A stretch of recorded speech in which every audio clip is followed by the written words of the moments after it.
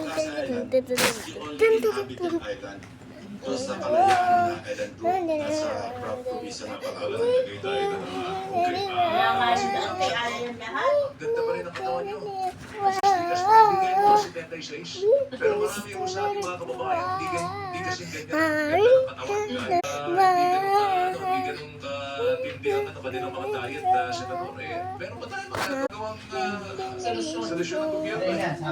Meron na tayong legislation, yung rice tarifa. Meron na ako niyan. Maganda yung tarifa, yung tax, ginawang 35%. Pero ang purpose doon, naglagay ng earmark para sa mga equipment.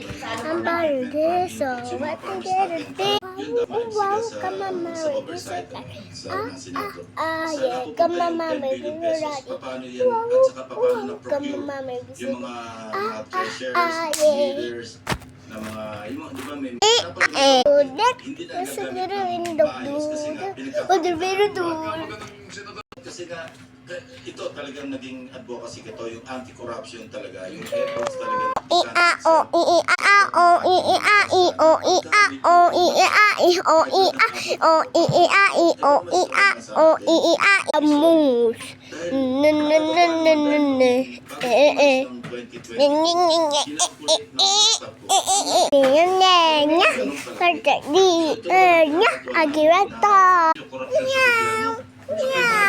corruption din daw at yung pinamamahayan na nakapos tayo.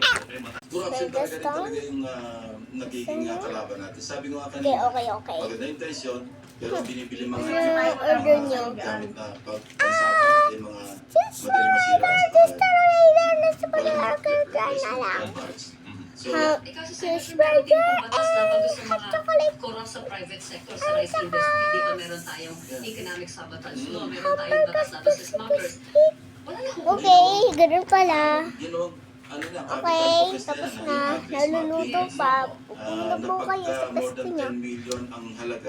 Tao po, sir. Nabibili nyo. Babali ba ng cheeseburger, hot chocolate,